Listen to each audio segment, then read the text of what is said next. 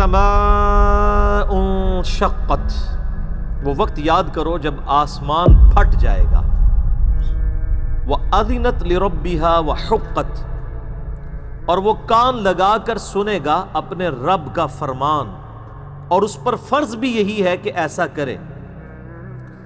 یعنی آسمان بھی اللہ تعالیٰ کے حکم کا پابند ہے، وہ پھٹ جائے گا، اور اس کے بعد جو اللہ تعالیٰ کی طرف سے احکامات نازل ہوں گے وہ کان لگا کر، جیسا کہ اللہ تعالیٰ نے ہر مخلوق کو سننے کی استطاعت دی ہوئی ہے۔ کئی چیزوں کی استطاعت تو ہمارے سامنے نظر آ جاتی ہے، کئی چیزوں کی نظر نہیں آتی۔ سننے کی استطاعت تو چھوٹی چیز ہے، اس سے بڑی چیز قوت گویائی ہے۔ صحیح بخاری میں حدیث موجود ہے، سیدنا عبداللہ ابن مسعود رضی اللہ تعالیٰ عنہ کہتے ہیں کہ نبی صلی اللہ علیہ وآلہ وسلم کے مبارک زمانے میں آپ علیہ السلام کی مجلس کی برکت میں ہمیں یہ چیز بھی نصیب ہوئی کہ بعض اوقات ہم کھانا کھاتے تھے تو ہمارے لقمے سے بھی اللہ کی تسبیح کی آواز آتی تھی۔ یہ صحیح بخاری میں موجود ہے۔ مشکات المصابیح میں آپ کو نبی علیہ السلام کے معجزات والے چیپٹر میں یہ حدیث مل جائے گی۔ یعنی آپ ذرا امیجن کریں کہ کوئی شخص روٹی کا نوالا توڑ کے منہ کی طرف لے کے جائے اور اس میں سے آواز آ رہی ہو سبحان اللہ وبحمدہ سبحان اللہ العظیم، تو پھر صحابہ کرام کے ایمان کا لیول اسی لیے تو پھر امت سے بلند ہے کہ کئی چیزیں جو ہماری ایمان بالغیب سے تعلق رکھتی ہیں وہ اللہ تعالیٰ نے صحابہ کرام علیہم رضوان کو، اہل بیت کو وہ چیزیں فزیکلی دکھا دی تھی نبی علیہ السلام کی صحبت کی برکت سے۔ تو اب لقمے کو بھی اللہ نے زبان دی ہوئی ہے۔ اسی طریقے سے سورہ حامیم السجدہ میں آتا ہے کہ قیامت والے دن انسان کے ہاتھ پاؤں ایون کہ اس کے جسم کی کھال بھی اس کے خلاف گواہی دے گی۔ تو پھر انسان کلام کرے گا، اپنی کھال سے کہے گا کہ آج تم میرے خلاف گواہی کیوں دے رہی ہو، تمہیں کیسے زبان مل گئی؟ تو پھر آگے کھال بول کے کہے گی کہ ہمیں اس اللہ نے قوت گویائی دی ہے جس نے ہر مخلوق کو بولنے کی طاقت دی ہے، لیکن یہاں پہ ڈورمنٹ پوزیشن میں ہے کئی چیزوں کی قوت گویائی، ہمیں سنائی نہیں دیتی۔ قیامت والے دن وہ چیز واضح ہو جائے گی۔ تو اللہ تعالیٰ ہمارا ہے کہ قیامت والے دن آسمان کان لگا کر سنے گا اپنے رب کے حکم کو، وحقت، اور اس پہ فرض بھی یہی ہے کہ وہ اطاعت اختیار کرے اپنے رب کی۔ وَإِذَا الْأَرْضُ مُدَّتْ، اور جب زمین پھیلا دی جائے گی، ظاہر ہے زمین کو اذا دکت الارض دکن دکا، کوٹا جائے گا زمین کو، تو بالکل فلیٹ کر دی جائے گی، یہ پوری کی پوری زمین ہی میدان محشر بن چکی ہوگی، زمین جو ہے وہ پھیلا دی جائے گی۔ وَأَلْقَتْ مَا فِيهَا وَتَخَلَّتْ، اور زمین ہر وہ چیز باہر پھینک دے گی جو اس کے اندر ہے، زمین اپنے اندر کی ساری چیزیں باہر پھینک کے خالی ہو جائے گی۔ مراد جو اس نے اپنے اندر جو ہے وہ مردے ہزاروں لاکھوں سال سے اپنے اندر سموئے ہوئے ہوں گے، وہ سب کے سب مردے باہر نکال دیں گے، اللہ تعالیٰ ان کو زندہ کر دے گا۔ وَأَذِنَتْ لِرَبِّهَا وَحُقَّتْ، اور زمین بھی کان لگا کر اپنے رب کا فرمان سنے گی، اور اسے شایع بھی یہی ہے، اس پہ فرض بھی یہ ہے کہ وہ اپنے رب کی حکم کی طرف لوٹے۔ یا ایھا الانسان انک کادح الی ربک کدحا فملاقیہ، اے انسان تو ہر وقت محنت میں لگا رہتا ہے، کوشش میں لگا رہتا ہے، تیرا مقدر ہی یہ ہے کہ تو مشقت میں پڑتا رہے حتیٰ کہ تیرے رب سے تیری ملاقات ہو جائے گی۔ یہ بڑی کرٹیکل آیت ہے قرآن حکیم کی۔ ہر انسان کو اللہ نے مشقت میں پیدا کیا۔ کسی کی مشقت یہ ہے کہ اس نے پورا دن مزدوری کرنی ہے، اور مزدوری کی فارم بھی ڈیفرنٹ ہے، کسی نے وزن اٹھانا ہے، تو کسی نے جو ہے وہ انٹلیکچوئل ان پٹ دینی ہے ایئر کنڈیشن کمرے میں بیٹھ کے کسی ملٹی نیشنل میں جاب کرتے ہوئے۔ ہر بندے کی اللہ تعالیٰ نے مشقت ڈیفرنٹ ہے۔ کسی نے زمین میں ہل چلانا ہے، اس کی مشقت وہ ہے۔ ہر انسان کو اللہ نے مشقت میں پیدا کیا، کیونکہ انسان کے ساتھ اللہ تعالیٰ نے پیٹ لگا دیا ہے جو اس کی یعنی بنیادی ضرورت ہے۔ اس پیٹ کو فلفل کرنے کے لیے اسے اپنی زندگی مشقت میں کاٹنی پڑتی ہے، اور یہ ایک ایسی مشقت ہے جس سے دنیا میں ہر جاندار کو گزرنا پڑتا ہے۔ جانور بھی اس ساری چیز سے گزرتے ہیں، لیکن انسان اور جانور میں فرق ہے۔ جانور یہ سب کچھ اپنی انسٹنکٹ اور جبلت کے اوپر کر رہا ہوتا ہے، اور انسان کو اللہ نے عقل کا انسٹرومنٹ دیا ہے. انسان جو ہے وہ عقل کے ذریعے حق اور باطل میں تمیز کر سکتا ہے.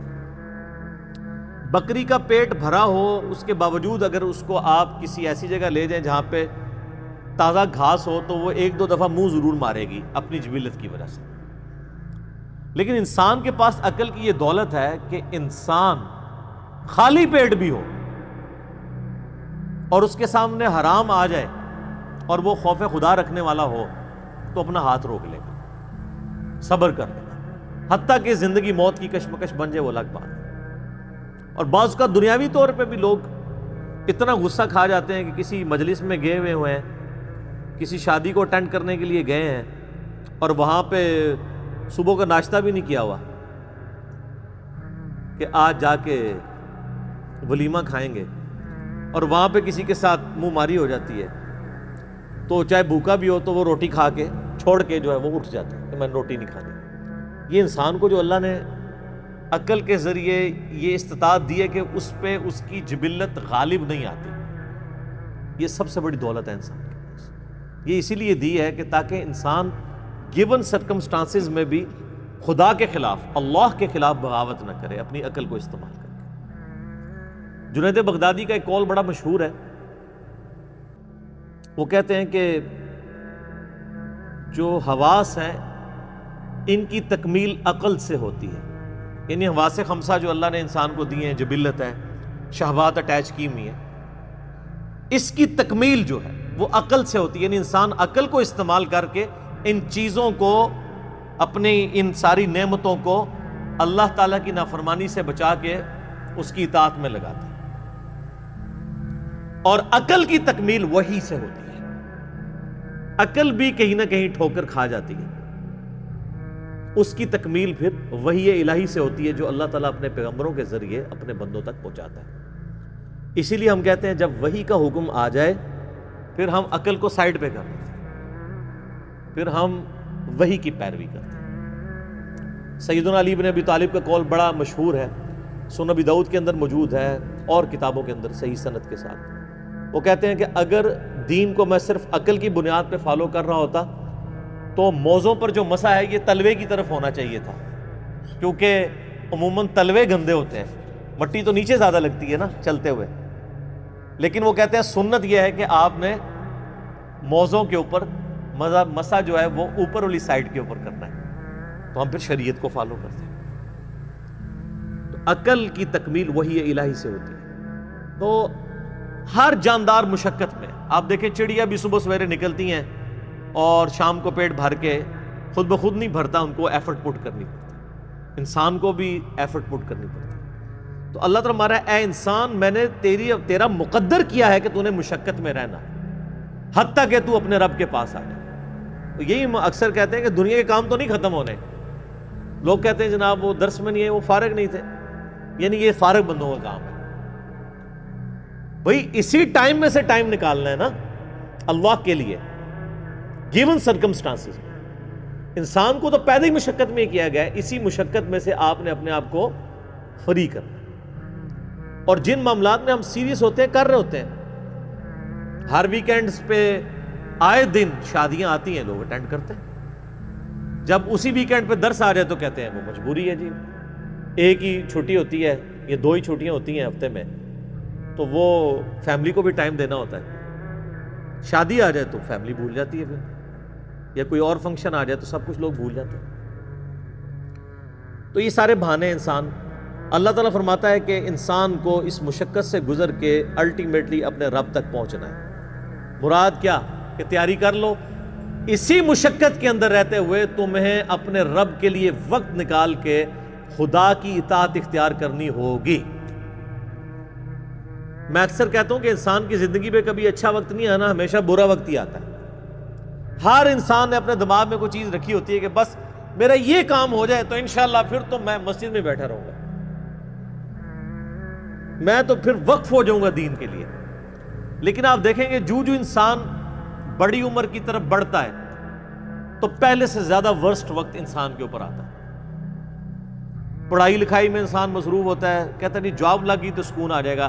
جاب کیا لگتی ہے, ماں باپ کو شادی کی فکر پڑ جاتی ہے, اور مصیبتوں کا اور پریشانیوں کا ایک نیا دروازہ کھل جاتا ہے. اس کے بعد اولاد ہو جاتی ہے تو مزید دلدل میں انسان پھنس جاتا ہے. تو انسان اگر اپنے ماضی میں جھانک کے دیکھے تو اکثر انسان اسی رزلٹ پہ پہنچیں گے کہ انسان کا ماضی سکون میں تھا، حال اور مستقبل مشکل در مشکل ہوتے جا رہے ہیں. تو لہٰذا یہ تو کیڑا دماغ سے نکال دیں کہ دماغ میں یہ بات کہیں سے نہ آئے کہ کوئی میری زندگی میں اچھا وقت آئے گا تو میں خدا کو رسپانس کروں گا. ایسا نہیں ہونا. آندہ آنے والا وقت آپ پہ برا ہی آنا ہے، مصروفیت کے اعتبار سے بھی، رسپانسبلٹیز کے اعتبار سے بھی، کیونکہ اللہ تعالیٰ فرما دیا کہ تیرا مقدر کر دی ہم نے مشقت، اور اسی مشقت میں انک کادح الی ربک کدحا فملاقی، حتیٰ کہ تو اپنے رب سے ملاقات کر لے گا. پھر ادھر جا کے کہا اوہ ٹائم ہی نہیں ملا. جو مولا علی کا قول ہے رضی اللہ تعالیٰ عنہ علیہ السلام کہ انسان سویا ہوا ہے جیسے ہی مرے گا تو جاگ اٹھے گا کہ یہ کیا ہوا، اصل زندگی تو یہ تھی، اس کے لیے میں نے تیاری کوئی نہیں کی. وَلِعَوْذُ بِاللَّهِ تَعَالَى اللہم من احییتہ منا فاحیہ علی الاسلام ومن توفیتہ منا فتوفہ علی الایمان. صحیح بخاری اور مسلم میں آتا ہے کہ ایون نبی علیہ السلام اگر نماز کے دوران بھی قرآن کی تلاوت کر رہے ہوتے تھے اور اللہ تعالیٰ کے عذاب سے ریلیٹڈ آیات آ جاتی تھی رکت پیدا کرنے والی، تو نماز میں ہی اللہ کی طرف متوجہ ہو کر دعائیں شروع کر دیتے تھے. تو میں اسی سنت پہ عمل کرتے ہوئے درس کے دوران بھی جب اس طرح کی رکت انگیز، اور یہ پارہ نمبر 30 تو سارے کے سارے ہی آپ دیکھ لیں کہ فکر آخرت ہے، انذار بالآخرہ ہے، آخرت کی جواب دہی کا اس میں ڈر سنایا گیا. تو تیری مشقت یہ ہے کہ تو زندگی میں مشقت کرتا رہے گا یہاں تک کہ اپنے رب کو آ کے ملے گا، لیکن یہ یاد رکھنا ہے کہ یہ مشقت کے بعد رزلٹ کیا نکلنا ہے. اگر اسی مشقت کے ساتھ ساتھ رب کو رسپانس کیا ہوا تو کچھ اور رزلٹ نکلے گا قیامت والے دن، اور اگر خدا کی نافرمانی کی یہ بہانہ بنا کے کہ جی رزق حلال کمانا بھی تو عبادت ہے، اس عبادت کی وجہ سے باقی سارے فرائض چھوڑ دیے، تو چمڑی تو اتر جانی ہے. اللہ نے تو ٹوٹل پیکج لینا ہے نا آپ سے. یہ تو نہیں ہے کہ انسان جو ہے وہ رزق حلال کی تلاش کے اندر اللہ تعالیٰ کے حکم عدولی کر دے باقی معاملات کی. ایسا نہیں ہے، ہر معاملے میں اللہ تعالیٰ کو رسپانس کرنا. فَأَمَّا مَنْ أُوتِيَ كِتَابَهُ بِيَمِينِهِ، پس قیامت کے دن جس کو اس کا نامہ اعمال دائیں ہاتھ میں دیا جائے گا، فَسَوْفَ يُحَاسِبُ حِسَابًا يَسِيرًا، تو پھر عنقریب اس کا حساب آسانی سے لے لیا جائے گا. یعنی پھر وہ صرف ایک زبانی جمع خرچ والی بات ہوگی. جس کو نامہ اعمال دائیں ہاتھ میں ملا اس کو تو جنت کا پروانہ مل گیا. وَيَنْقَلِبُ إِلَىٰ أَهْلِهِ مَسْرُورًا، اور وہ لوٹے گا اپنے گھر والوں کی طرف بڑی خوشی کے ساتھ.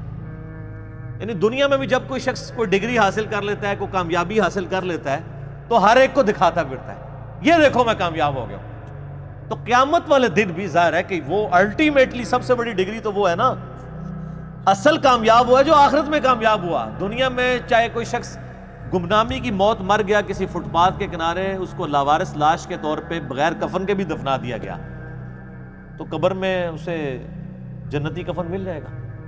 اینڈ رزلٹ تو اس کا بہترین ہے. اور دنیا میں کسی ٹھاٹ کی زندگی کسی نے گزاری، مرنے کے بعد چاہے اس کی قبر جو ہے وہ سونے کی بھی بنا دی جائے، اس کے اندر جو اس پہ حالات وارد ہونے ہیں وہ تو کوئی نہیں بدل سکتا. تو وہ شخص بڑی خوشی کے ساتھ اپنے گھر والوں کی طرف لوٹے گا اور فخر سے بتائے گا یہ دیکھو میں آج کے دن کے لیے تیاری کر رہا تھا، میں کامیاب ہوں گا. اسی کو سپورٹے ہوئے 2-3 احادیث ہیں صحیح مسلم کے اندر. صحیح مسلم میں ایک حدیث ہے کہ نبی صلی اللہ علیہ وآلہ وسلم نے فرمایا کہ دنیا کی زندگی مؤمن کے لیے قید خانہ ہے اور کافر کے لیے جنت ہے. قید خانے میں انسان اپنی مرضی کی زندگی نہیں گزار سکتا، کھانے پینے کی پرابلم بھی رہتی ہے، فاقے بھی آتے ہیں، مرضی کا کھانا بھی نہیں ملتا. جن لوگوں نے جیل گزاری ذرا ان سے پوچھیں.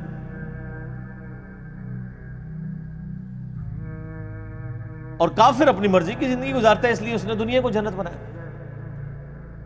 اور ایک اور حدیث ہے صحیح مسلم میں کہ دنیا اور آخرت کی مثال ایسے ہے جیسے کوئی شخص اپنی انگلی سمندر میں ڈبوئے، اس کے ساتھ جو پانی لگے گا وہ دنیا کی زندگی ہے، اور سمندر انفینٹ نہ ختم ہونے والی آخرت کی زندگی. کمپیریزن ہی کوئی نہیں ہے دونوں کا. اب کوئی آخرت میں کامیاب ہوتا ہے تو وہ تو ہمیشہ کی کامیابی اس کا مقدر ہوئی ہوئی ہے نا. میں آپ سے اگر پوچھوں کہ 1 ارب اور 1 روپیہ، کسی کے پاس 1 ارب روپیہ ہو اور کسی کے پاس 1 ارب 1 روپیہ ہو، تو اس میں تو کوئی فرق نہیں ہے، کیونکہ 1 روپیہ ارب سے اوپر ہونا یہ تو نیگلیجیبل ہے. تو کتنا بے وقوف ہے وہ شخص، وہ 1 روپیہ بچانے کی خاطر ارب روپیہ اپنا ضائع کرتا ہے. اور کتنا عقل مند ہے وہ شخص جو 1 روپے کی قربانی کر کے 1 ارب روپیہ بچا لے. یعنی دنیا کی زندگی خدا کو دے کے ہمیشہ کی جنت کما لے، جو سورہ توبہ میں آیا کہ ہم نے مومنین کی جانیں اور مال جنت کے بدلے میں خرید لی ہیں. صحابہ کرام علیہم رضوان کو جو فضیلت حاصل ہے پوری امت پہ، وہ اسی لیے ہے کہ انہوں نے قربانیاں دی ہیں، جان مال ہر چیز کی آخری درجے. صحیح مسلم میں ہی ایک اور حدیث ہے بڑی رکت انگیز، اسی آیت سے مجھے یاد آئی کہ قیامت والے دن اللہ تعالیٰ ایک ایسے شخص کو بلائے گا جس نے دنیا میں بڑی مفلسی اور غربت کی زندگی گزاری ہوگی، حلال و حرام کی تمیز کرتے ہوئے ڈرتے ڈرتے قید خانے والی زندگی گزاری ہوگی، بڑی مشقت کی زندگی. قیامت والا دن اللہ تعالیٰ فرشتوں کو کہے گا کہ میرے اس بندے کو ذرا جنت کا ایک پھیرا لگواؤ. جنت کا ایک پھیرا جب لگے گا نا تو اللہ تعالیٰ پوچھے گا ہاں بھئی کوئی دنیا میں تو نے تکلیف دیکھی؟ وہ کہے گا اے اللہ تیری عزت کی قسم میں نے دنیا میں کوئی تکلیف نہیں دیکھی. ایک جنت کا پھیرا دنیا کی ساری مشقت کو کافور کر دے گا. یہ دنیا میں بھی ہوتا ہے. مجھے یاد ہے ہم انجینئرنگ یونیورسٹی میں کتنی محنت کر کے پڑھا کرتے تھے. ہماری تو خیر میکینیکل انجینئرنگ ذرا ہیوی ٹف تھی، لیکن جب رزلٹ آتا تھا پوزیشن آ جاتی تھی. آج تو مجھے یاد بھی نہیں، انجینئرنگ یونیورسٹی سے فارغ ہوئے بھی آلموسٹ 20 سال ہونے کو ہے، مجھے تو وہ راتیں بھی نہیں یاد جو میں نے کاٹ کے گزاری ہوئی ہیں. فجر پڑھ کے سویا کرتے تھے. تو انسان دنیا میں ہی مشقت کو بھلا دیتا ہے جب اینڈ رزلٹ سامنے آ جائے. تو آخرت میں جب اینڈ رزلٹ آئے گا تو کسی کو اپنی 60 سال کی زندگی یاد نہیں ہوگی. سر چھوڑ دیں، قیامت کا دن ہی صرف 50,000 سال کا دن ہے. دنیا میں 60 سال کی زندگی کے عوض اگر وہ 50,000 سال کا قیامت کا دن ہی صرف امن میں گزر جائے نا تو یہی بدلہ کافی ہے کہ باقی لوگ ذلیل ہو رہے ہوں اور آپ کو اللہ کے عرش کا سایہ نصیب ہوا ہو. 60 سال کے بدلے میں 50,000 سال کی صرف قیامت کے دن کی کامیابی مل جائے. بات کی تو اربوں سال کی زندگی ہے، اور دنیا میں 60 سال میں عیاشی میں، اور 60 سال بھی کیا عیاشی کے گزارنے ہوتے ہیں، اس کو بھی آپ نیٹ کیلکولیشن کریں تو چند ایک سال ہی بنتے ہیں. سونے کے اوقات نکال دیں، بچپن کے اوقات نکال دیں. اس کے بدلے اور کوئی عذاب نہ بھی ہو، قیامت کے دن کا 50,000 سال کا دن ہی عذاب میں کاٹنا پڑ جائے تو یہی بہت بڑا عذاب ہے. اللہم اجرنا من النار، آمین.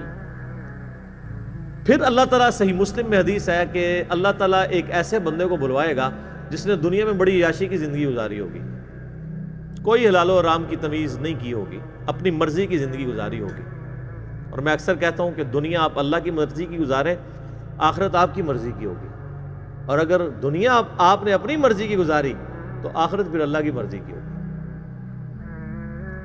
اللہ تعالیٰ فرمائے گا ذرا اسے ایک پھیرا لگاؤ نا دوزخ کا.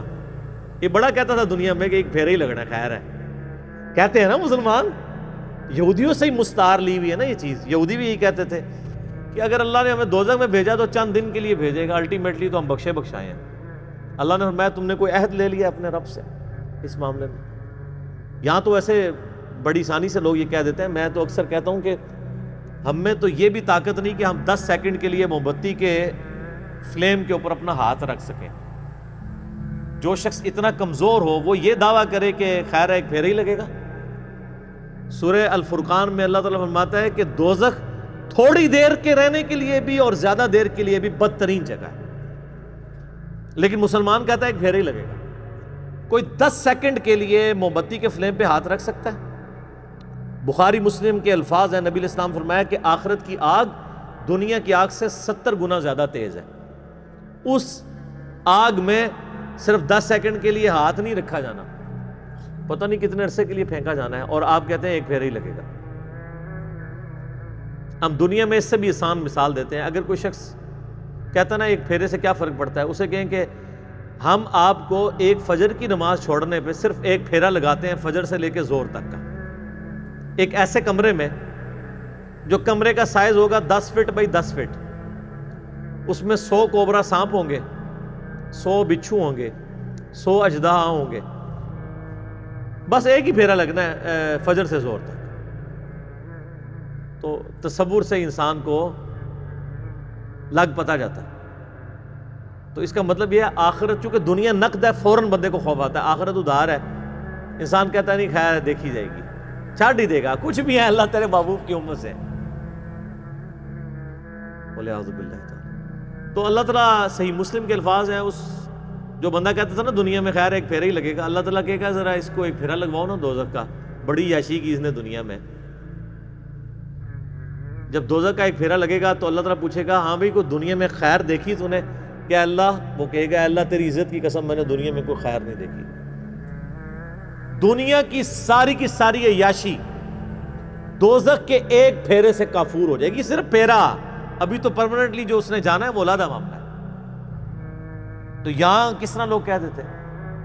اب اس پورے تناظر میں اس آیت کو اگر آپ سمجھیں کہ جسے دائیں ہاتھ میں نامہ اعمال دیا جائے گا اس کا حساب آسانی سے لیا جائے گا اور وہ بڑی خوشی کی حالت میں اپنے گھر والوں کی طرف لوٹے گا۔ وَأَمَّا مَنْ أُوتِيَ كِتَابَهُ وَرَاءَ ظَهْرِهِ، اور جسے اس کا نامہ اعمال اس کی پشت کے پیچھے سے دیا جائے گا، الٹے ہاتھ میں دیا جائے گا، الٹے ہاتھ میں اور پشت کے پیچھے سے۔ پشت کے پیچھے سے اس لیے دیا جائے گا اس کو کہ جب اس کا نامہ اعمال اس کے الٹے ہاتھ میں پکڑایا جائے گا نا تو اس کو پتہ چل جائے گا میں فیل ہو گیا ہوں، تو وہ اپنا ہاتھ ہی پیچھے کر لے گا۔ یہ تو دنیا تو نہیں ہے نا کہ آپ دھوکہ دے لیں، بچ جائیں۔ دنیا میں تو ٹرین پہ بغیر ٹکٹ کے جو لوگ سفر کر رہے ہوتے ہیں، اگر ٹی ٹی آ جائے تو ایک کمرے سے دوسرے میں چلے جاتے ہیں، یہی کرتے ہیں نا، یا باتھ روم میں جا کے چھپ جاتے ہیں ٹکٹ نہ خریدنے کے لیے۔ تو سر یہ تو اللہ سے کون بچ سکتا ہے؟ کوئی نہیں بچ سکتا۔ تو الٹے ہاتھ میں اسے نامہ اعمال جب اس کے الٹے ہاتھ کی طرف بڑھایا جائے گا نا، وہ کہے گا لو جی مارا گیا، تو اپنا ہاتھ پیچھے کر لے گا، تو پیچھے سے اس کو پکڑا دیا جائے گا۔ وہ تو فرشتے ہیں نا جی۔ اللہم اجرنا من النار، آمین۔ اللہ تعالیٰ ہمیں نامہ اعمال دائیں ہاتھ میں نصیب فرمائے اور بغیر حساب و کتاب میں جنت میں داخلہ عطا فرمائے، آمین۔ فَسَوْفَ يَدْعُو ثُبُورًا، وہ چلائے گا اور کہے گا ہائے میری موت، ہائے میری موت۔ پھر وہ موت پکارے گا کہ موت آئے تو جان چھوٹ جائے۔ وَيَصْلَىٰ سَعِيرًا، اور اسے بھڑکتی ہوئی آگ میں داخل کیا جائے گا۔ إِنَّهُ كَانَ فِي أَهْلِهِ مَسْرُورًا، بے شک یہ دنیا میں اپنے گھر والوں میں تو بڑا خوش رہتا تھا۔ اچھا اس میں امپلائڈ ہے کہ جو دوسرا ہے نا وہ گھر والوں میں خوش کوئی نہیں تھا، جو جنتی ہے وہ گھر میں نہ خوش ہی تھا، تبھی تو وہ گھر والوں کو جا کے بتائے گا نا کہ دنیا میں تو تم نے مجھے بڑا تنگ کیا ہے، دیکھ لو آج میں پاس ہو گیا ہوں۔ ورنہ تو وہاں بھی آتا ہے کہ وہ دنیا میں بھی بڑا خوش تھا گھر والوں سے۔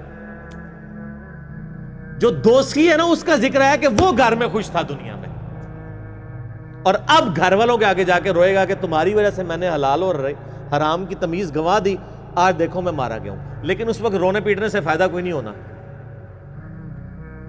وہی اولاد جس کے لیے اس نے دنیا میں مشقت اٹھائی تھی اور دنیا میں عیاشی کی زندگی ان کو گزارنے کے لیے خود حرام کی کو جو ہے وہ کمایا تھا، مارا جائے گا۔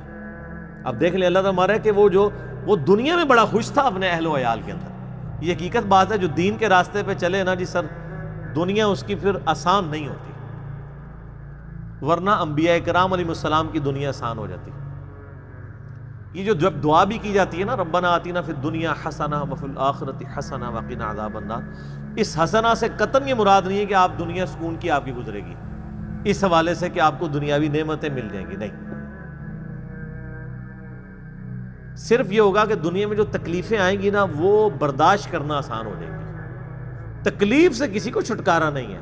وَلَنَبْلُوَنَّكُمْ بِشَيْءٍ مِّنَ الْخَوْفِ وَالْجُوعِ وَنَقْصٍ مِّنَ الْأَمْوَالِ وَالْأَنفُسِ وَالثَّمَرَاتِ، ضرور آزمائیں گے، تھوڑے سے خوف سے، بھوک سے، جان اور مال میں نقصان کے۔ ہمیں بظاہر بڑے آسودہ حال نظر آنے والے لوگ بھی اگر آپ ان کی پرسنل لائف میں جائیں تو انہیں دنیا میں بڑی تکلیف ہوتی ہے۔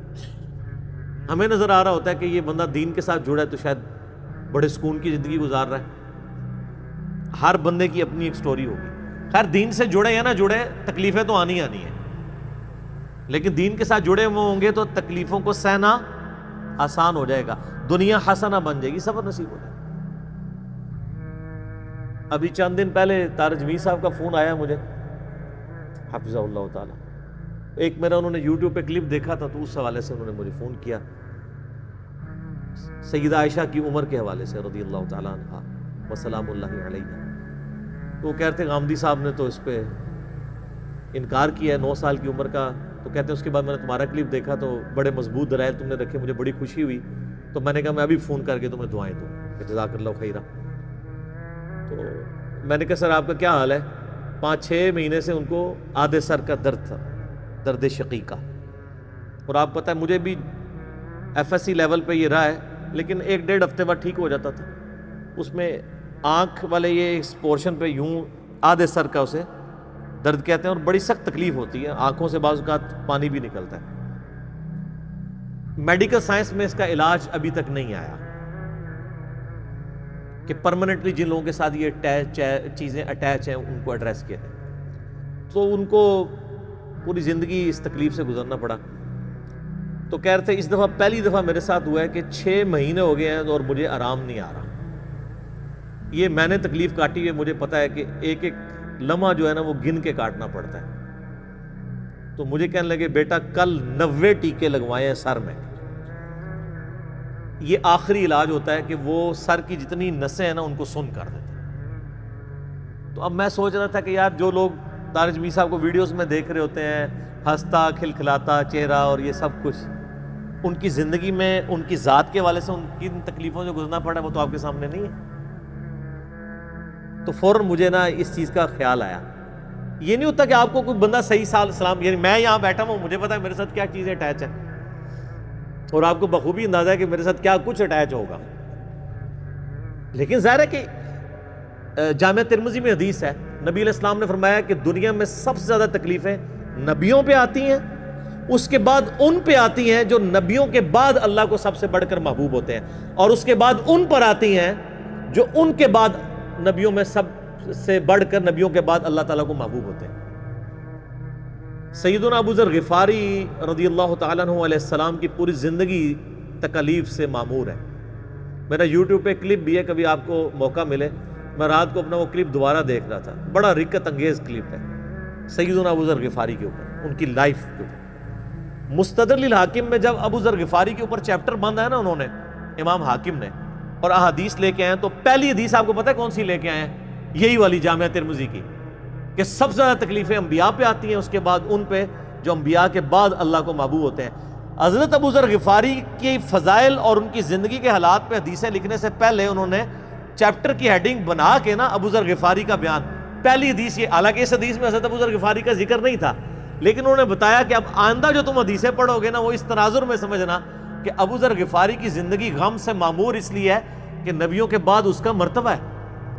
جامعہ ترمذی میں حدیث ہے صحیح سند سے, اس نیلی چھتری آسمان کے نیچے ابو ذر غفاری سے زیادہ سچا انسان نبی علیہ السلام نے فرمایا کوئی نہیں ہے. اللہ کے نبی جو صادق اور امین ہے, وہ جس شخص کے بارے میں کہہ رہے ہوں کہ آسمان کے نیچے سے زیادہ سچا انسان کوئی نہیں. اور ترمذی میں حدیث ہے, نبی علیہ السلام نے فرمایا کہ اس نیلی چھتری آسمان کے نیچے میری امت میں عیسیٰ ابن مریم کی مثل دنیا سے زہد پہ اگر کوئی ہے تو ابو ذر غفاری ہے. عیسیٰ کی مثل. حضرت عیسیٰ ابن مریم کے بارے میں روایتوں میں ملتا ہے کہ وہ دنیا سے اس قدر زہد اختیار کیے ہوئے تھے کہ وہ برتن بھی پانی پینے کا استعمال نہیں کرتے تھے, وہ کہتے تھے یہ بھی دنیا کا مال ہے, ہاتھ سے پانی پیا کرتے تھے. تو نبی علیہ السلام فرمایا میری امت میں, یعنی دنیا کو 3 طلاقیں دینے والا اور آخرت کی طرف رجوع رکھنے والا, دنیا سے زاہد اگر کوئی شخص عیسیٰ ابن مریم کی مثل ہے تو ابو ذر غفاری ہے. تو سر پھر یہ لوگ جب قیامت والے دن اللہ کے حضور پیش ہو رہے ہوں گے تو پھر دنیا دیکھے گی نا, جیتا وہ جو اس دن جیت گیا اور ہارا وہ جو اس دن ہار گیا. تو اللہ تعالیٰ مانتا ہے کہ یہ دنیا میں بڑا عیاشی میں تھا. انہو ظن ان لن یحور وہ تو دنیا میں خیال کرتا تھا، اسے لوٹ کے گویا اللہ کے پاس آنا ہی نہیں ہے۔ واقعی ہمارے مسلمانوں کی اکثریت بھی ایسی زندگی گزاری ہے گویا کہ اللہ کے سامنے پیش ہی نہیں ہونا۔ بلے شاہ سا مرنا نہ ہی گور پیا کوئی اور، کتنے جنازے اٹھاتے ہیں یہ کبھی تصور ہی نہیں آتا۔ حسن بصری فرماتے ہیں رحمہ اللہ تعالی، تابعی ہیں، حضرت سیدنا حسن ابن علی کے شاگرد بھی ہیں، وہ کہتے ہیں کہ میں نے صحابہ اکرام کا زمانہ ایسا پایا کہ میت جب اٹھتی تھی نا تو ہر شخص ہی رو رہا ہوتا تھا، نئے آنے والے بندے کے لیے مشکل ہوتا تھا کہ میں تعزیت کس سے کروں، کہ ان میں سے کون ہے بندہ جس کا رشتہ دار مرا ہوا ہے۔ ہر بندہ ہی رو رہا ہوتا تھا، اس لیے کہ وہ اپنی قبر کو یاد کر رہا ہوتا تھا۔ تو نئے بندے کے لیے تعزیت کرنا مشکل ہو جاتی تھی کہ مریا کی دے وچوں، سارے ہی رو رہے ہوتے تھے۔ ظاہر ہے جی صحابہ کا زمانہ، نبی الاسلام سے متصل، انہوں نے حضور کی صحبت کی ہوئی تھی۔ صحیح مسلم میں حدیث ہے کہ عبداللہ بن عمر کہتے ہیں کہ نبی الاسلام نے میرے کندھے پہ یوں ہاتھ رکھ کے نا جھٹکا دیا اور فرمایا کہ عبداللہ اپنے آپ کو مردوں میں شمار کرنا، زندوں میں نہیں۔ تو وہ تو ہر وقت جان ہتھیلی پہ رکھ کے پھر رہے ہوتے تھے۔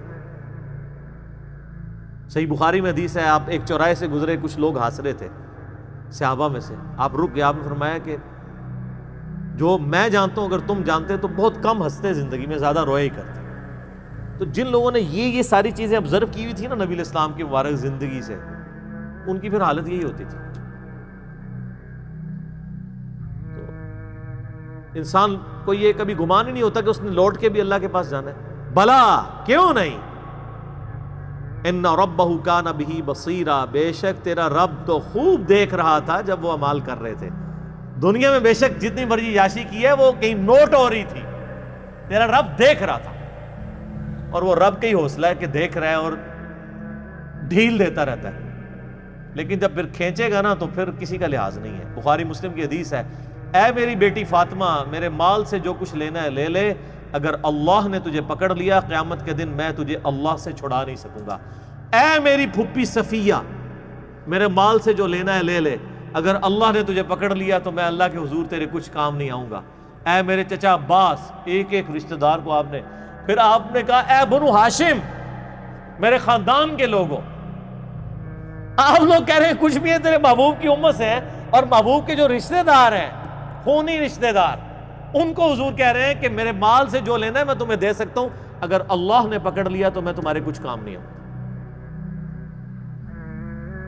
اے پیر فقیر تے ویسے ہی سائڈ تے کر دو، انہوں نے کھنگڑ ہی نہیں کسی نے دینا۔ جدھر شافع محشر صلی اللہ علیہ وآلہ وسلم یہ بات کر رہے ہیں، کیونکہ شفاعت بھی اللہ کی اجازت سے ہونی ہے، جس کے لیے اللہ حکم فرمائے گا۔ دھونس کے ساتھ شفاعت بھی نہیں، شفاعت بالاذن ہے۔ تو باقی کس کھاتے میں ہے کہ جی میں اس وقت تک جنت میں نہیں جاؤں گا جب تک سارے مرید نہ جنت میں لے جاؤں، اور تنو آپ کسی نے وڑن دینا ہے؟ اتنی وڈی گلاں۔ اچھا یہ باتیں سن کے لوگ سبحان اللہ کہہ رہے ہوتے ہیں، حالانکہ کتنا متکبرانہ جملہ ہے۔ یہ تکبر ہی ہے نا کوئی شخص کہ میں جنت میں کسی کو لے جاؤں گا۔ اگر یہ جملہ میں بول دوں کہ انشاءاللہ، میں کسی کے لیے، میں اپنے لیے بول دوں کہ میں انشاءاللہ جنت میں ہی جاؤں گا، انشاءاللہ کے ساتھ بھی بول دوں کہ دیکھو جی انہوں کسی نے گارنٹی دیتی ہے، تو تواڈے بابے انہوں کسی گارنٹی دیتی ہے؟ گارنٹی والے تو ان کی قبریں تو مدینے میں ہیں۔ بغداد شریف والے، اجمیر شریف والے، یا آپ کے جتنے شرفاء ہیں، ان کے بارے میں تو کوئی آیات اور احادیث نازل نہیں ہوئی ہوئی ہیں۔ ہم اس نے ظن رکھتے ہیں کہ اللہ تعالیٰ بخشتے، لیکن آپ کسی کو کلین چٹ تو نہیں دے سکتے۔ اچھا یہی آیات ہیں، ان کے کانٹیکسٹ میں ایک بڑی رکت انگیز حدیث ہے بخاری اور مسلم دونوں میں۔ سیدہ عائشہ کہتی ہیں کہ نبی علیہ السلام نے فرمایا قیامت کے دن جس کا حساب کتاب شروع ہو گیا وہ مارا گیا۔ ہائے ہائے ہائے۔ تو ام عائشہ کہتی ہیں یا رسول اللہ، قرآن میں تو سورہ انشقاق میں یہ آیات آئی ہیں کہ فسوف یحاسب حسابا یسیرا، کہ جس کا نام مال دائیں ہاتھ میں دیا جائے گا اس کا حساب آسان ہوگا۔ تو میں تو یہی سمجھتی ہوں کہ جس کا نامہ مال دائیں ہاتھ میں دیا جائے گا حساب اس کا بھی ہوگا، اور جس کا نامہ مال بائیں ہاتھ میں دیا جائے گا حساب اس کا بھی ہوگا۔ اور آپ فرما رہے ہیں کہ جس کا حساب کتاب شروع ہو گیا وہ مارا گیا۔ تو آپ نے فرمایا عائشہ یہ حساب وہ حساب نہیں ہے یہ تو بس صرف سرسری بات ہوگی. جس کا حساب شروع ہو گیا اور اللہ نے پوچھ دیا یہ کیوں کیا, وہ مارا گیا. یہ جنتی وہ ہوں گے جن کا حساب ہونا ہی نہیں ہے. یہ جو ہے نا ان کا حساب آسان ہوگا. حساب آسان یہ ہے کہ ٹوٹل پورا, اچھا جی ہاں جی نیکیاں 1 ارب, گناہ 1 کروڑ, ٹھیک ہے جی پاس. لیکن اگر پوچھ لیا کہ یہ کیوں کیا, وہ مارا گیا. تو آپ اندازہ لگائیں کہ نبی علیہ السلام نے کتنے سخت لفظ استعمال فرمائے ہیں کہ جس کا حساب شروع ہو گیا وہ مارا گیا. تو اسی لیے ہم کہتے ہیں اللہ بغیر حساب و کتاب کے جنت میں داخلہ عطا فرمانا. ٹھیک ہے نا جی. تو آمین بھی کریں اور کوشش بھی کریں. اصل چیز تو یہ ہے. صحیح مسلم میں حدیث ہے, سیدنا ربیعہ رضی اللہ تعالیٰ عنہ نبی علیہ السلام کو وضو کروایا کرتے تھے. ایک دن آپ صلی اللہ علیہ وآلہ وسلم کا سمندر رحمت جوش میں آیا, فرمایا سل ربیعہ, ربیعہ مانگ, آج کیا مانگتا ہے, اجرت مانگ لے, جو نبی کی تو خدمت کرتا ہے. صحیح مسلم میں حدیث ہے. ان کا یا رسول اللہ جنت میں آپ کا پڑوس چاہیے. بہت کیا تیاری کر کے رکھی ہوئی تھی, کوئی ورکنگ نہیں کرنی پڑی, اور کائنات کی سب سے بڑی چیز مانگ لی. کائنات میں اگر خدا سے کوئی چیز مانگی جا سکتی ہے نا, ویسے تو سب سے بڑی چیز یہ ہے کہ انسان نبوت مانگ لے, وہ تو مل نہیں سکتی, وہ وحی ہے. اس لیے نبوت کا سوال یا دعا کرنا تو حرام ہے, کیونکہ یہ تو اللہ نے بین کی ہوئی ہے. نبوت کے بعد اگر اللہ سے کوئی سب سے بڑی چیز کائنات میں مانگی جا سکتی ہے نا, وہ یہ ہے کہ جنت میں نبیوں کا پڑوس. کیونکہ اللہ تعالیٰ کی رحمت کی سب سے بڑی جو ایگزیکیوشن ہے وہ کہاں پہ ہونی ہے, جنت میں. اور جنت میں بھی سب سے بڑی رحمت کا مقام انبیاء کرام جس جنت میں ہوں گے, اور پھر انبیاء کے امام سیدنا محمد رسول اللہ صلی اللہ علیہ وآلہ وسلم کا پڑوس جسے جنت میں مل جائے, تو سر کائنات میں اس سے کوئی بڑی خواہش کسی سے کی جا سکتی ہے؟ یہی ہے. تو ہم بھی اکثر اللہ سے یہ دعا کرتے ہیں کہ اللہ تعالیٰ ہمیں نبی علیہ السلام کا پڑوس نصیب فرمائے, آمین. لیکن اس کے لیے پھر نبیوں والا کام کرنا پڑے گا. کنتم خیر امۃ اخرجت للناس تأمرون بالمعروف وتنہون عن المنکر وتؤمنون باللہ. نبیوں والا کام کریں, نبیوں والا جو ہے وہ آپ ریوارڈ اللہ سے حاصل کریں انشاءاللہ تعالی. یہ ہر بندے کی ذمہ داری ہے. تو سیدنا ربیعہ نے کہا یا رسول اللہ جنت میں آپ کا پڑوس مل جائے اور کیا چاہیے؟ تو آپ علیہ السلام نے فرمایا پھر کثرت سجود سے میری مدد کر. وہ بھی کلین چیٹ نہیں, کثرت سجود سے میری مدد کر. یعنی تو نمازیں پڑھ, اپنے اعمال کو سیدھا رکھ, تو میں بھی سفارش کر دوں گا. یعنی خالی کھلی ڈگری نہیں ملنی ہے, محنت تجھے بھی کرنی پڑے گی. کثرت سجود سے میری مدد کر, تو جنت میں تجھے پڑوس مل جائے. تو بغیر محنت کے کوئی چیز حاصل نہیں ہوتی. فلا اقسم بالشفق, پس مجھے قسم ہے شفق کی. یہ سورج جب غروب ہوتا ہے نا تو ایک سرخی سی چھا جاتی ہے. اللہ تعالیٰ کی یعنی قدرت, فزیکل فینومینا آف نیچر میں بہت بڑا ایک مظہر ہے. اللہ تعالیٰ فرماتا ہے اس کی قسم. اور جب اللہ تعالیٰ فزیکل فینومینا آف نیچر کی قسم یاد فرما رہا ہوتا ہے نا, تو بیسیکلی اس فینومینا کو ایگزیکیوٹ کرنے والے کی قسم کھا رہا ہوتا ہے. یعنی یہ شفق کا کمال نہیں ہے, کمال اس کا ہے جس نے شفق بنائی ہے. آپ بھی یہی کرتے ہیں. آپ کبھی کوئی خوبصورت منظر دنیا میں دیکھتے ہیں تو کیا کہتے ہیں؟ سبحان اللہ.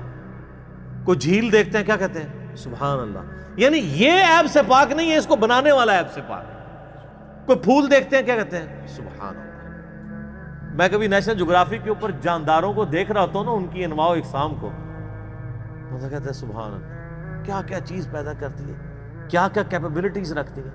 آپ پتہ یہ ہاتھی جو ہے نا, ہاتھی صرف زمین پہ پاؤں مار کے 40 کلومیٹر دور دوسرے ہاتھیوں کے ساتھ کمیونیکیشن کر لیتا ہے. 40 کلومیٹر. یعنی وہ جو وائبریشن پروڈیوس ہوتی ہے, اب ہماری تو کمپیٹنسی نہیں ہم اس وائبریشن کو آبزرو کر سکیں, لیکن ہاتھی کو اللہ نے وہ جو کان دیے ہیں وہ خالی دکھانے کے نہیں ہیں سر, ایڈے وڈے کان, وہ اینٹینے نے جڑے وہ پوری ڈشاں نے جڑی ریسیو کر دیے نے.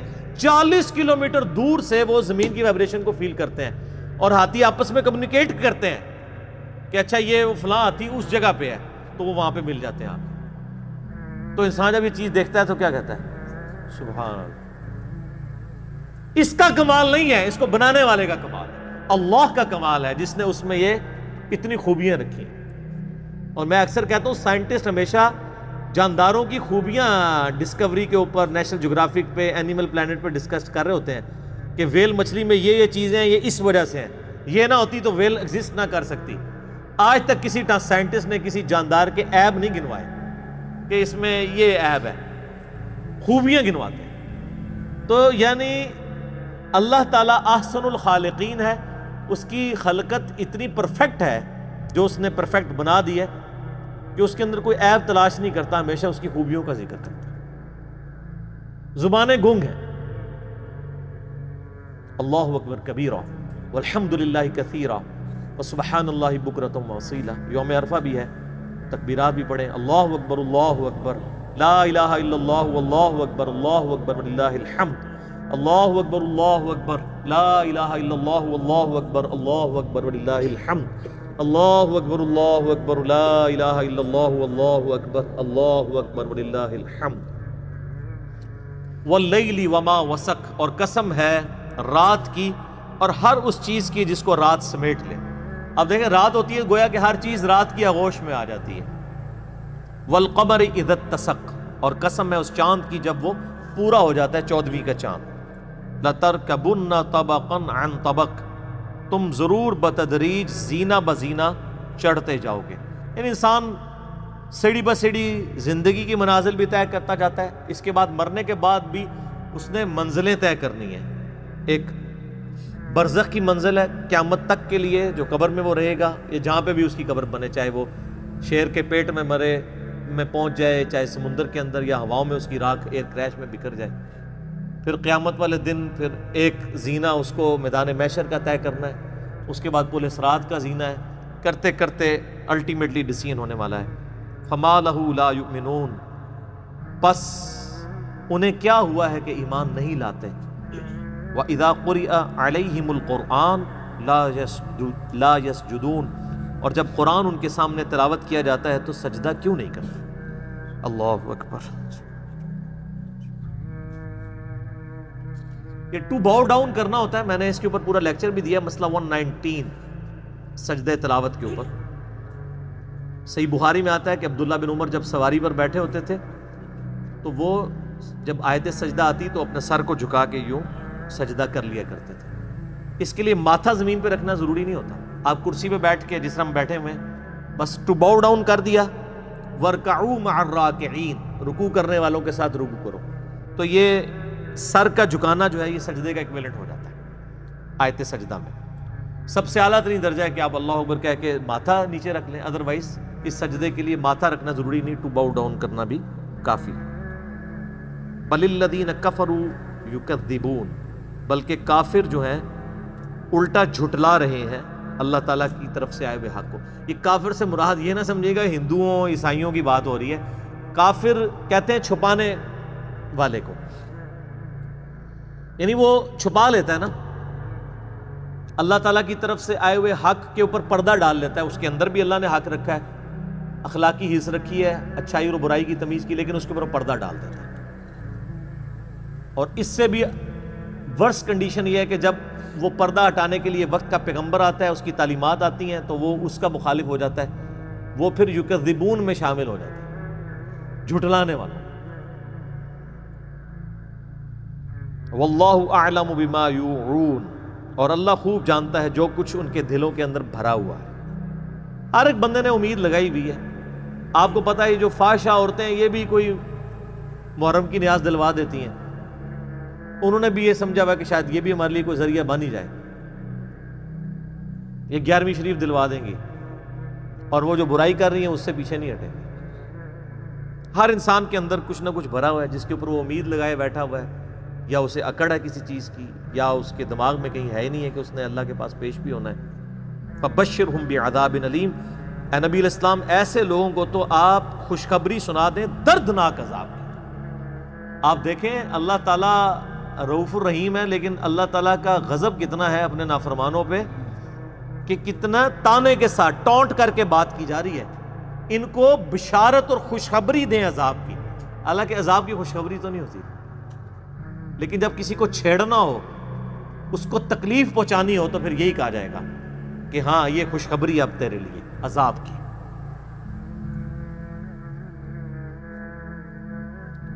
اِلَّا الَّذِينَ آمَنُوا وَعَمِلُوا الصَّالِحَاتِ، ہم اگر جو لوگ ایمان لے آئیں اور نیک عمل اختیار کریں ان کا تو پھر معاملہ ہی ڈیفرنٹ ہے.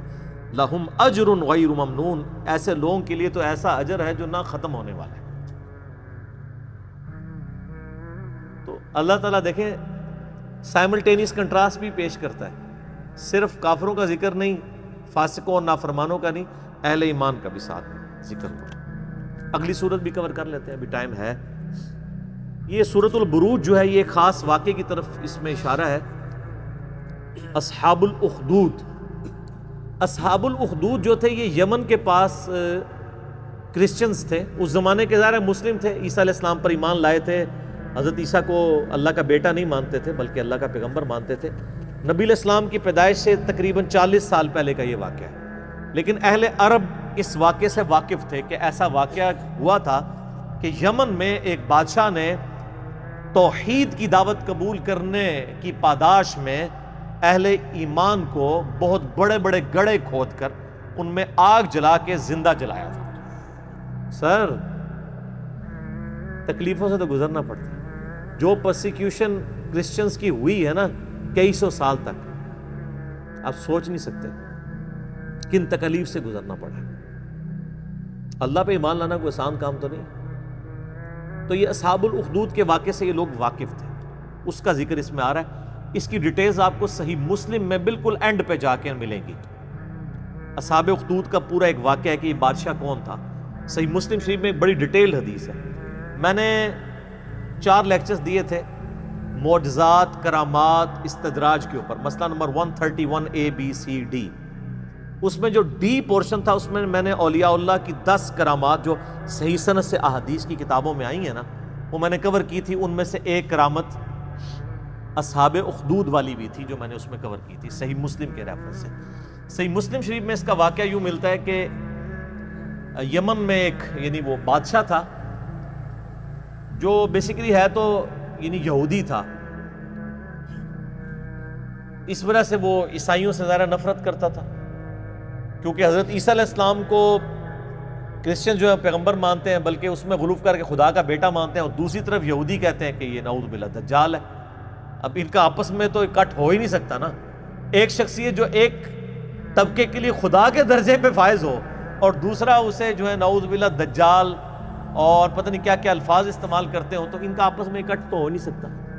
یہ تو یہودیوں نے سازش کر کے کس طرح عیسائیوں کو دبوچا ہے کہ آج یہودی اور عیسائی ایک پیج کے اوپر ہیں، ورنہ 20ویں صدی کے آغاز سے پہلے تک تو یہ قتل و غارت کا بازار گرم تھا ان کا آپس میں. یہ تو اسرائیل جب بنا ہے اور دنیا کی اکانومی ان کے قبضے میں آئی ہے تو آج جو ہے وہ ایون یہودی مٹھی بھر ہونے کے باوجود عیسائیوں کی باغ دوڑ بھی ان کے ہاتھ میں اکانومی کی وجہ سے. تو ہم نے جس ایرا میں جس وقت میں آنکھ کھولی ہے، یہ جو زمین کی جو حقائق ہیں وہ زمینی حقائق بدل چکے ہیں، اور اس کو بدلے ہوئے 100 سال سے زیادہ نہیں ہوا. 100 سال اگر آپ پہلے چلے جائیں تو یہ جس طرح سنی شیعہ اختلاف مسلمانوں کے اندر ہے نا، اس سے بھی بڑھ کے عیسائیوں اور یہودیوں کا اختلاف تھا، جنگیں ہوتی تھیں آپس میں. بہرحال وہ یہودی بادشاہ تھا، اس نے عیسائیوں پہ ظلم کرنا شروع کیا. اس بادشاہ کے بارے میں آتا ہے کہ اس نے ایک جادوگر رکھا ہوا تھا، اور وہ جادوگر جب بوڑھا ہو گیا تو اس نے کہا کہ مجھے تو موت آ جائے گی، تو مجھے کوئی ایک اپنا لائق سا کوئی رعایا میں سے کوئی لڑکا ڈھونڈ کے دو جسی میں تربیت کروں اور میں اپنا سارا علم اسے ٹرانسفر کر دوں. تو بہرحال ایک نوجوان لڑکا بڑا انٹلیکچوئل رعایا میں سے چنا گیا، وہ جادوگر کے حوالے کیا گیا، تو وہ اسے جادو سکھایا کرتا تھا. اب وہ جادوگر کے پاس جب جادو سیکھنے جاتا تھا تو راستے میں ایک راہب تھا عیسائی، تو وہ اس کے پاس وہ لڑکا رکا کرتا تھا. اس راہب کی باتیں خدا شناسی کی، توحید کی اسے بھانی شروع ہو گئیں، حتیٰ کہ اس کا دل اللہ نے اسلام کے لیے کھول دیا. یعنی اس نے اسلام، اس زمانے میں کرسچینٹی اسلام ہی تھا، وہ قبول کر لیا. اب وہ دیکھیں جادو بھی سیکھتا تھا اور پیرلل میں دین بھی سیکھتا تھا. ایک دن وہ ایک راستے سے گزر رہا تھا تو راستے میں ایک بہت بڑا جانور تھا جس نے لوگوں کا راستہ روکا ہوا تھا. تو اس نے ایک چھوٹا سا پتھر اٹھایا زمین سے اور اس نے کہا کہ اے اللہ، اگر تیرے نزدیک جادوگر کا مذہب مردود اور اس عیسائی راہب کا مذہب مقبول ہے تو اس چھوٹے سے پتھر سے اس جانور کو ہلاک کر دے. ظاہر یہ کرامت ہی ہونی تھی، ایک پتھر سے آپ اتنے بڑے جانور کو. تو اس نے پتھر پھینکا تو وہ مر گیا. تو وہ پھر راہب کے پاس آیا تو راہب نے کہا کہ تم تو اب مستجاب الدعوات ہو گئے ہو، تو اب تم پہ اللہ کی طرف سے تکلیفیں بھی شروع ہو جائیں گی، اور جب کوئی ایسی صورتحال بنے تو تم نے میرا نام ظاہر نہیں کرنا. ظاہر ہے پھر مجھے بھی رگڑا لگے گا بیچ میں. جان بچانے کے لیے ایمان چھپانا جائز ہے. حسین تو ہر کوئی نہیں بنتا نا سر. پھر کہتے ہیں جی حسین کیوں کھڑا ہوا تھا، باقی کدھر گئے؟ باقیوں نے کوئی بیعت کر لی؟ وہ ہر ایک تو نہیں حسین ہوتا رضی اللہ تعالیٰ عنہ علیہ السلام. تو پھر وہی سلسلہ شروع ہو گیا. اب وہ صاحب کرامت تو ہو گیا، اب لوگ اس کے پاس آنا شروع ہو گئے. وہ مطلب مادرزاد کوڑی اندھے آتے تھے، وہ دعا کرتا تھا، شفا ہو جاتی تھی. کرتے کرتے جب بادشاہ تک بات پہنچی، اس نے کہا یہ کیا، یہ تو دوسرے مذہب میں چلا گیا الٹا اس کو سکھانے کے لیے. تو اس نے کہا اس کو تو ہم نہیں چھوڑیں گے، قتل کروائیں گے. اور وہ جب کوئی بندہ اس کے پاس علاج کروانے کے لیے آتا تھا تو وہ پہلے کہتا تھا اللہ کو ایک مانو، حضرت عیسیٰ کو اللہ کا پیغمبر مانو. تو ظاہر ہے یہاں بھی آپ کو پتہ ہے لوگ حنفی ہوتے ہیں، جب طلاق ہو جاتی ہے تو اہل حدیث اسٹامپ پیپر پہ لکھواتے ہیں میں اہل حدیث ہوتا ہوں، تو وہ کہتے ہیں ٹھیک ہے اب بیوی بھی واپس مل گئی آپ کو. حالانکہ وہ اہل حدیث اتنی دیر کے لیے ہوتے ہیں جتنی دیر کے لیے انہوں نے وہ بیوی باہر نکل کے اہل حدیثوں کو گالیاں نکال رہے ہوتے ہیں، لیکن اہل حدیثوں کو پھر بھی عقل نہیں آتی ہے. اب عقل نہ ہے تو انسان کیا کرے؟ حالانکہ یہ فتوی ہی غلط ہے. میں اہل حدیث کے ساتھ ایگری نہیں کرتا ہوں 3 طلاق کے مسئلے میں. امت کا اجماع ہے کہ ایک مجلس کی 3 طلاقیں 3 ہیں. بہرحال ایک مسئلہ لاتا ہے میں آپ کو بتا رہا ہوں کہ آج بھی اس کی باقیات ہیں اسٹامپ پیپر لکھوانے والی. تو وہ بھی پہلے کہتا تھا اللہ کو مانو پھر میں تمہارا علاج کروں گا. تو اس طرح پھر اسلام پھیلنا شروع ہو گیا. بادشاہ کو فکر لگ گئی تو اس نے کہا کہ بھئی اس کا علاج اب یہ ہے کہ اس کو قتل کروایا جائے. تو اس نے فوجی بھیجے گرفتار کر کے کہ اس کو پہاڑ سے نیچے پھینکا جائے. پہاڑ کی چوٹی پہ لے گئے، اس نے وہاں پہ دعا کی، وہ سارے فوجی نیچے گر پڑے، وہ بچ گئے. پھر اسے کشتی میں سوار کر کے سمندر کے اندر لے گئے، اس نے دعا کی، کشتی الٹ گئی، وہ بچ گیا، باقی سارے الٹ گئے. بادشاہ سر پکڑ کے بیٹھ گیا کہ اس کو اب کیسے قتل کیا جائے، کیونکہ مستجاب الدعوات تھا. تو اس نے بادشاہ کو خود مشورہ دیا کہ ایک طریقے سے تم مجھے قتل کر سکتے ہو، تم پڑھو بسم اللہ رب الغلام کہہ کے مجھ پہ تیر چلاؤ تو میں مارا جاؤں گا. اور یہ اس نے بہت زبردست چال چلی اور اس نے کہا اس کے لیے تمہیں پبلک اکٹھی کرنی پڑے گی، اپنی ساری رعایا کو جمع کرو اور بسم اللہ رب الغلام پڑھ کے چلاؤ. تو اس کا مطلب کیا تھا کہ اللہ کو ماننا پڑے گا. تو یہ ایک ساری رعایا تک تبلیغ ہو جاتی کہ ہاں اللہ کے نام پہ اسے مارا گیا ہے تو یعنی اس کا مذہب درست ہے. تو اس نے کہا میں نے جان تو جانی ہے تو اللہ کے لیے جائے نا، اور میں مر جاؤں اور ایسا اختلافی نوٹ لکھوں کہ تبلیغ بھی ہو جائے. حضرت حسین ابن علی نے تو یہی کیا نا. 72 بندوں کے ساتھ وہ 3 براعظموں میں پھیلی ہوئی بنو امیہ کی بدماش حکومت کا سامنا تو نہیں کر سکتے تھے، لیکن انہوں نے اپنے خون سے اختلافی نوٹ لکھ دیا کہ میں مر جاؤں تو آنے والی نسلیں یہ یاد رکھیں کہ سچائی کے لیے کھڑا ہونا چاہے آپ تھوڑے سے بھی ہوں، اس کی پرواہ نہیں کرنی. تو آج تک دیکھ لیں دنیا میں جہاں بھی سچائی کے لیے تھوڑے لوگ کھڑے ہوتے ہیں تو مثال حسین ابن علی کے لیے کی دیتے ہیں. مخالفین کو جو یاد رکھا گیا وہ بھی حسین کی وجہ سے یاد رکھا گیا، ورنہ ان کی کیا اوقات تھی. تو اس نے بھی یہی کہا کہ رائے اکٹھی کرو پبلکلی، بسم اللہ رب الغلام پڑھ کے چلاؤ تیر تو مارا جاؤں گا. بادشاہ نے یہی کیا. تو جب وہ بسم اللہ رب الغلام پڑھ کے وہ چلائی گئی اللہ کے نام سے شروع، اور جو اس غلام کا رب ہے یعنی وہ سب اللہ کے ہی بندے ہیں، غلام ہیں، تو وہ تو مارا گیا لیکن ساری رعایا نے کلمہ پڑھ لیا، ان کا اس کا مذہب حق ہے. وہ سارے مسلمان ہو گئے.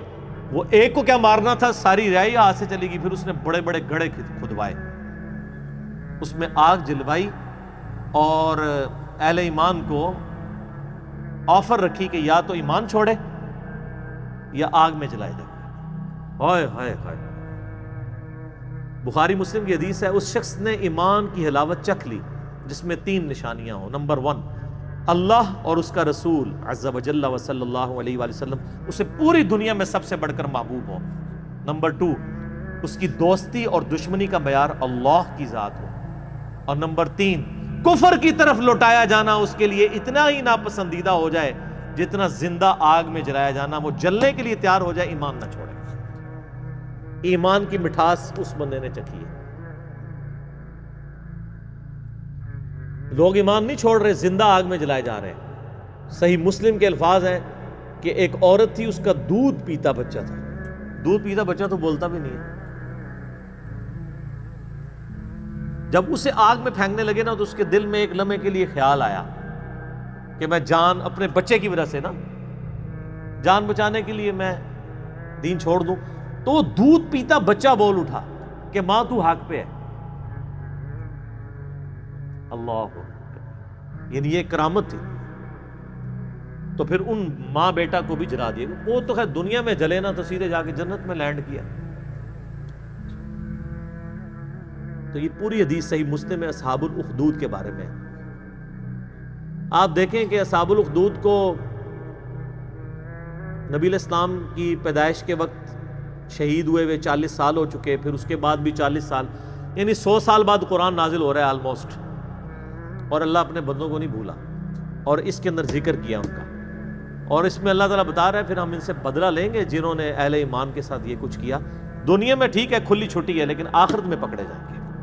وَالسَّمَاءِ ذَاتِ الْبُرُوجِ، قسم ہے آسمان کی جو برجوں والا ہے، وَالْيَوْمِ الْمَوْعُودِ، اور اس دن کی جو وعدے کا دن ہے یعنی قیامت کا دن، وَشَاهِدٍ وَمَشْهُودٍ، اور حاضر ہونے والے دن کی اور اس کی جس کے پاس حاضر ہوں گے، یعنی قیامت کے دن کی اور قیامت کے دن کا مالک یوم الدین، سب کی قسم۔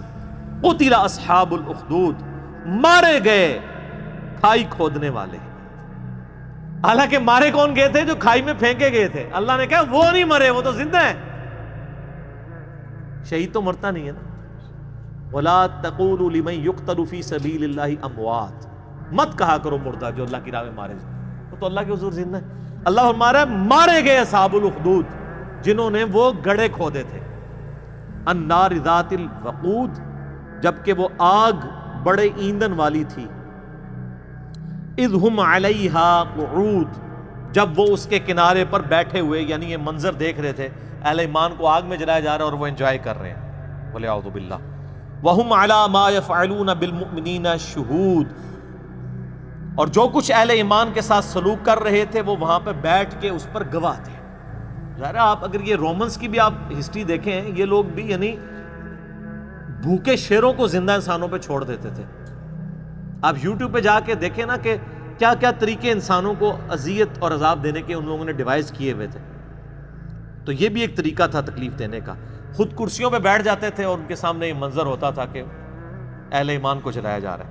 وَمَا نَقَمُوا مِنْهُمْ إِلَّا أَن يُؤْمِنُوا بِاللَّهِ الْعَزِيزِ الْحَمِيدِ، اور انہوں نے تو نہیں ناپسند کیا مگر اس بات کو کہ مسلمانوں نے ایمان لے کر آئے مسلمان اللہ پر جو غالب ہے اور اپنی ذات میں خود ستودہ صفات ہے۔ اس مقدس جرم کی پاداش میں انہوں نے زندہ انسانوں کو جلا دیا کہ وہ اللہ پر ایمان لے کر آئے۔ الذی لہ ملک السماوات والارض، وہ اللہ کہ زمین و آسمان میں جو کچھ ہے اس کا مالک وہ اللہ ہے۔ زمین و آسمان کے مالک اللہ کے اوپر وہ ایمان لائے، صرف ایمان لانے کی پاداش پہ، کسی پہ کوئی تکلیف نہیں، کسی کو کچھ نہیں انہوں نے کہا، بس اس مقدس جرم میں انہوں نے ان کو آگ میں جلا دیا۔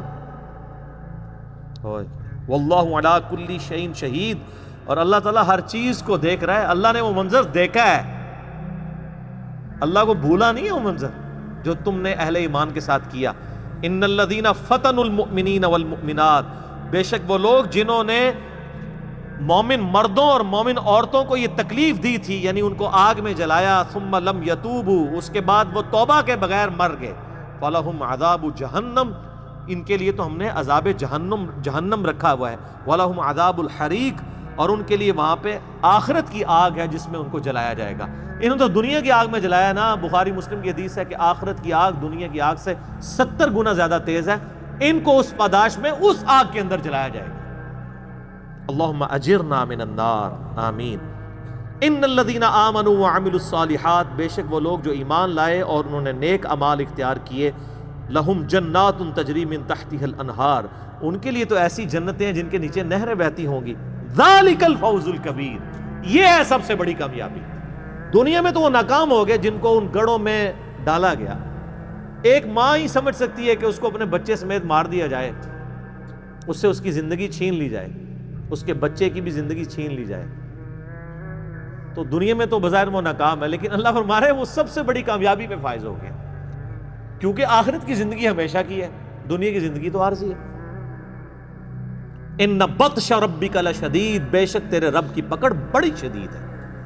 یہ دنیا میں تو کوئی شخص کسی شخص کو ایک دفعہ ہی موت دے سکتا ہے نا، اور اللہ تعالیٰ لاکھوں دفعہ زندہ کر کے لاکھوں دفعہ موت دینے پر قادر ہے۔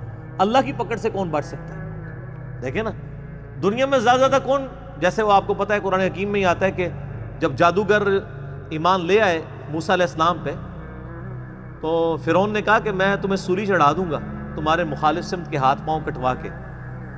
تو پتہ ہے ان جادوگروں نے کیا کہا تھا کہ تو جو کچھ بھی کرے گا دنیا کی زندگی میں کر سکتا ہے نا، ایک دفعہ ہی موت دے گا دے لے، پھر تو ہمیشہ کی کامیابیاں ہماری مقدر ہیں۔ لیکن اللہ سے انسان نہیں بھاگ سکتا، اللہ کے جو قابو آ گیا وہ ایک دفعہ موت تو نہیں، جب چاہے جتنی دفعہ موت کی تکلیف سے گزارے اور تکلیف دے۔ قرآن حکیم میں آتا ہے ہم جب ان کی کھالیں جل جائیں گی نئی کھالیں انہیں دیں گے تاکہ انہیں عذاب اور فیل ہو۔ اللہم اجرنا من النار، آمین۔ انہ ہوا یبدی و یعید، بے شک پہلی دفعہ بھی اس نے پیدا کیا اور دوبارہ بھی وہی پیدا کرے گا، وہ قادر ہے۔ پہلی دفعہ کسی کام کو کرنا مشکل ہوتا ہے، دوبارہ کرنا تو مشکل نہیں ہوتا۔ وَهُوَ الْغَفُورُ الْوَدُودُ، وہ تو بہت بخشنے والا ہے اور بڑی محبت کرنے والا ہے۔ یعنی اللہ تعالیٰ معاذ اللہ کوئی فنیٹک نہیں ہے کہ انسانوں کو عذاب دے کے اسے کوئی خوشی محسوس ہوتی ہے۔ دنیا میں بعض لوگ ذہنی مریض ہو جاتے ہیں نا، فنیٹک ہو جاتے ہیں۔ کئی لوگ ہیں ایسے جو، یا اکثر آپ کو امریکہ میں تو یہ بھی اگلے دن بھی خبر آئی تھی، 22 بندے قتل کر دیے ایک گورے نے، تو وہ ایک ذہنی مرض بھی ہوتا ہے، کسی کو خون میں لت پت دیکھ کے ان کو خوشی محسوس ہوتی ہے۔ تو اللہ تعالیٰ فرما رہا ہے کہ مجھے کوئی خوشی محسوس نہیں ہوتی کسی کو عذاب دینے میں، اللہ تو بخشنے والا ہے اور بڑی محبت کرنے والا ہے۔ لیکن اس کا یہ مطلب بھی نہیں کہ پکڑے گا نہیں مجرموں کو، نہیں، وہ اللہ تعالیٰ کے عدل کا تقاضا ہے، قسط کا تقاضا ہے، وہ عادل ہے، اس کے عدل کا تقاضا ہے کہ مجرمین کو سزا دے اور اہل ایمان کو جزا دے۔ ذو العرش المجید، وہ تو عرش کا مالک ہے بڑی شان والا۔ فعال لما یرید، وہ ہر وہ چیز کرتا ہے جو وہ چاہتا ہے۔ ہم تو ہر وہ چیز نہیں کر سکتے جو چاہتے ہیں، ورنہ انسان اپنے آپ کو موت سے بے نیاز کر لیتا۔ کوئی انسان اپنے آپ کو موت سے بے نیاز کر سکتا ہے؟ نیند سے، کھانے پینے سے، پیشاب سے۔ اور اگر کوئی انسان یہ سارے کام کرنے میں کامیاب ہو جائے تو خدا کی ضرورت ہی اسے کوئی نہیں ہے۔ اگر مجھے موت نہ آئے، مجھے تکلیف نہ آئے، مجھے بھوک نہ لگے، مجھے نیند نہ آئے، تو خدا میری ضرورت نہیں ہے۔ اللہ نے یہ کمزوریاں انسان میں رکھی اس لیے تاکہ انسان کو اپنی کمزوریوں کا احساس ہو کہ 24 گھنٹے میں ایک دفعہ نہیں سو گے، اگلے 24 گھنٹے تم پرفارم ہی نہیں کر سکتے۔ وہ اللہ ہی ہے، لا تأخذہ سنۃ ولا نوم، نہ اسے نیند آتی ہے نہ اونگ۔ اب یہ ہے کہنے کو تو بڑا سمپل سا جملہ ہے، لیکن اس میں قیامت مضمر ہے کہ نیند نہ آنا، اونگ نہ آنا۔ کوئی دنیا کا دلیر سے دلیر آدمی بڑا میڈیکلی فٹ بھی ہو، 2 دن اسے جگراتے پہ رکھے نا، پھر اسے آپ تھوڑا سا کام کہیں، وہ چلتے چلتے بھی اونگ کے گر پڑے گا۔ یہ کمزوری ہے انسان کے ساتھ اٹیچ۔ لیکن جنت میں اللہ تعالیٰ نے یہ ساری کمزوریاں دور کر دی۔ صحیح مسلم میں حدیث، اب جنتی جنت میں داخل ہوں گے تو فرشتہ ندا کرے گا اللہ کی طرف سے، جنتیوں تمہیں مبارک ہو، آج کے بعد تمہیں موت نہیں آئے گی، ہمیشہ زندہ رہو گے۔ آج کے بعد تم بوڑھے نہیں ہوگے، ہمیشہ جوان رہو گے۔ آج کے بعد تم کبھی بیمار نہیں پڑو گے، ہمیشہ تندرست رہو گے، اور عمر بھی 30 سال ہمیشہ رہے گی۔ اور چوتھی چیز تو بہت اعلیٰ ہے کہ اب تم سے رب کبھی ناراض نہیں ہوگا، ہمیشہ راضی رہے گا۔ یعنی جنت میں کوئی ایسی چیز ہے ہی نہیں کہ جس سے آپ کو یہ ٹینشن ہو۔ دنیا میں تو انسان 10 دفعہ سوچتا ہے یار یہ کیا اللہ ناراض نہ ہو جائے۔ جنت میں کوئی ایسی چیز نہیں جہاں آپ کو یہ سوچنا پڑے کہ یہ کرنے سے ناراض ہی نہ ہو جائے۔ دنیا میں سونا حرام، جنت میں حلال. دنیا میں ریشم حرام، جنت میں حلال. دنیا میں 4 سے زیادہ بیویاں حرام، جنت میں بے شمار. جن کی شادی نہیں ہوئی تو جنت کی فکر کریں. ٹھیک ہو گیا؟